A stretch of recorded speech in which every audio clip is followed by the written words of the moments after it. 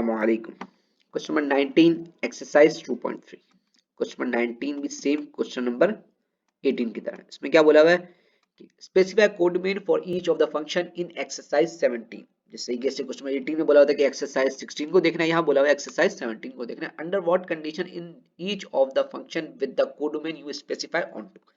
अब कौन सा ऐसा फंक्शन है जिसकी कोड नेम बताने के साथ साथ आप कोड नेम को देखते हुए ये बता सकते हैं कि कोड नेम आपके पास ऑन टू है। तो ये देखिए हमारे पास पहला पार्ट ये आ गया ऑफिस। अब वहां पे ये था ऑफिस जो था वो किसी टीचर को असाइन करा जा रहा था क्वेश्चन नंबर 17 के अंदर ना। अब यहाँ पे हमसे कोडोमेन पूछी हुई ऑफिस की। अब ऑफिस की क्या कोडोमेन होगी, जितने भी ऑफिस मौजूद होंगे उस स्कूल के अंदर वो सारे के सारे कोडोमेन में आ जाएंगे ना, सारे के सारे रेंज में आ जाएंगे। तो ये देखिए यहाँ पे the codomain would be the set of all offices in the school. जितने भी ऑफिस मौजूद होंगे स्कूल के अंदर वो कोडोमेन है ठीक है। लेकिन ये ऑन टू नहीं होंगे, वजह क्या, क्योंकि ऑफिस जो सागर में सेट ऑफ टीचर्स जो है, अगर आपके पास सेट ऑफ टीचर्स है वो मैप कर रहा होगा टीचर्स के रूम से, यानी कि टीचर के ऑफिस से मैच कर रहा होगा। लेकिन जो आपके पास सेक्रेटरिएट के या फिर जो एडमिनिस्ट्रेशन के ऑफिस होंगे वो तो किसी से मैप ही नहीं कर रहे होंगे, इनकी तो मैपिंग रह जाएगी। तो उसका मतलब क्या होगा, ये ऑन टू फंक्शन नहीं होगा। ठीक हो गई बात, सही है। उसके बाद नेक्स्ट आपके पास है assign bus to chapter one chapter one in a group of buses taking students on a field trip. सही है कि भाई कोई भी जो है रहनुमाई के लिए टीचर है वो लेके जा रहा है बच्चों को फील्ड ट्रिप के ऊपर। सही, अब एक बस असाइन हो रही है।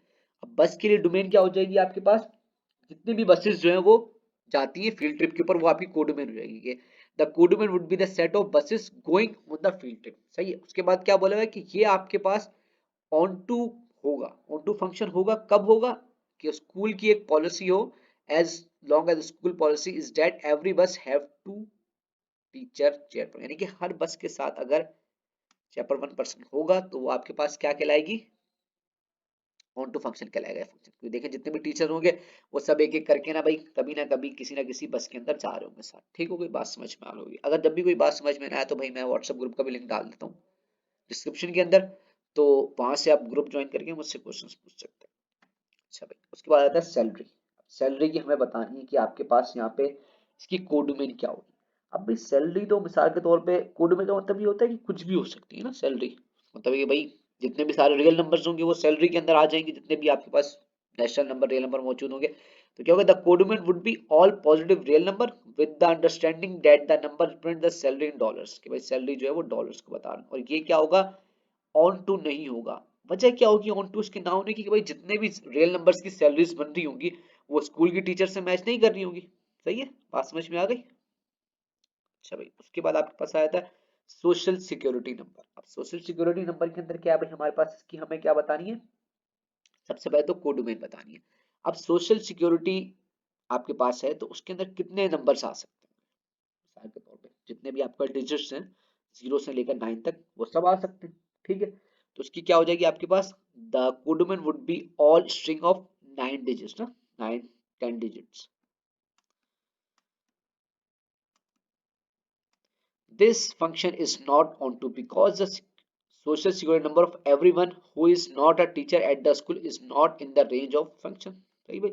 अब इसके बाद है भाई सिक्योरिटी नंबर जो है, सोशल सिक्योरिटी नंबर और भी लोगों का होता होगा, लेकिन यहाँ पे तो हमारे पास जो बात हो रही थी वो टीचर्स की हो रही हुई। वो समझ में आपको ये बात, सही बिल्कुल सेम क्वेश्चन नंबर 18 की तरह ही था ये भी। 20 अब हमारे पास है given example of a function from N to N that is one to one but not onto. कि अब ऐसा फंक्शन लिखे यहाँ पे जो आपके पास वन टू वन हो लेकिन ऑन टू ना हो।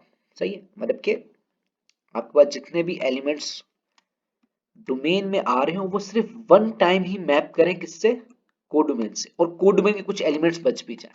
सही है, क्योंकि आपके पास जो है दोनों नेशनल नंबर्स है। सही है, ठीक है। तो ये देखिए हमारे पास एक मैंने जो एग्जांपल ले ली वो ले ली F of N equals to 2n। अब इससे क्या हो रहा है, अगर आप 1 पुट करा रहे हैं तो आपको 2 आंसर मिल रहा है, और 2 पुट करा रहे हैं तो 4 आंसर मिल रहा है, यानी कि 3 नहीं आ रहा। सारे के सारे क्या आ रहे हैं आपके पास, इवन नंबर आ रहे हैं। सारे इवन नंबर जो है वो मैप कर जाएंगे और आपके पास क्या होगा, कोडोमेन के अंदर कौन से नंबर्स बच जाएंगे आपके पास, ऑड नंबर बच जाएंगे। ठीक हो गई बात। आप यहाँ पे ऑड नंबर की एग्जांपल भी ले सकते हैं।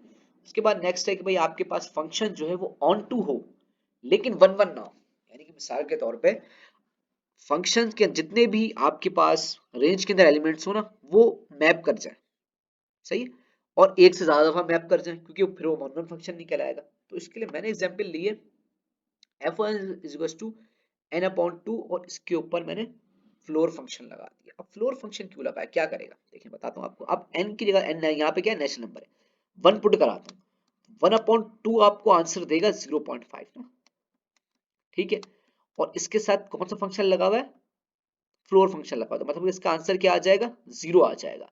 यानी कि आपने 1 लिया, आपको आंसर मिल गया 0, ठीक हो गई बात, सही है। उसके बाद फिर आपने जब 2 पुट कराया, 2 पुट कराया तो इसका आंसर तो डायरेक्टली 1 ही आता है, तो आपको 2 पुट कराने पे 1 आंसर मिल गया, ठीक हो गई बात, सही है।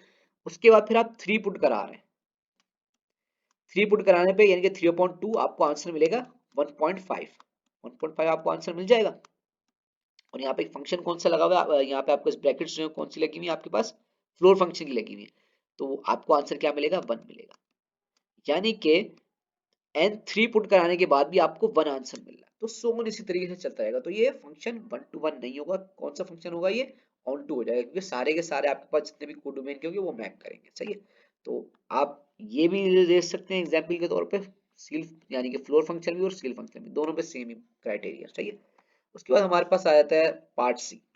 पार्ट सी में क्या बात बोली हुई है कि आपका फंक्शन जो है ऑन टू भी होना चाहिए और वन वन भी होना चाहिए। तो भाई ऐसा फंक्शन आपके पास जब ही होगा जब आप इवन और ऑड दोनों के ऊपर काम करोगे। तो मैंने बहुत सिंपल सी बात लिख दी यहाँ पे कि भाई n-1 होगा फॉर इवन वैल्यूज और n+1 होगा फॉर ऑड वैल्यूज, ठीक है। जिस तरीके मिसाल के तौर पे 1 पुट करा रहे हैं तो 2 आ रहा है, 2 पुट कराने पे 1 आ रहा है। बात समझ रहे होगे ना कि वो 1 1 भी है और ऑन टू भी है। किस तरीके से देखें, इस फंक्शन के अंदर ये जो आपके पास ये वाला फंक्शन है, यहाँ पे मैं 2 पुट करा रहा हूँ तो आंसर मुझे 1 मिल रहा है। यानी कि मिसाल के तौर पर अगर 1 पुट कराया ना, यहाँ पे इस फंक्शन में मैंने 1 पुट कराया तो मुझे आंसर 2 मिल गया, इस फंक्शन में मैंने 2 पुट कराया तो मुझे आंसर 1 मिल गया। बात समझ में आ गई। उसके बाद फिर हमारे पास है कि कोई ऐसा फंक्शन जो 1 1 भी ना हो और ऑन टू भी ना हो, तो वो function f of n equals to 2 हो सकता है कि भाई n मौजूद ही ना हो। अब आपकी मर्जी, आप f of n equals to 2 ले लें, 3 ले लें, 4 ले लें, 5 ले लें, 0 ले लें, 1 ले लें, जो दिल चाहे वो ले लें, ठीक है। तो आज की वीडियो के लिए इतना ही। नेक्स्ट वीडियो के अंदर इंशाल्लाह आगे क्वेश्चन सॉल्व करेंगे। तब तक के लिए अल्लाह हाफिज।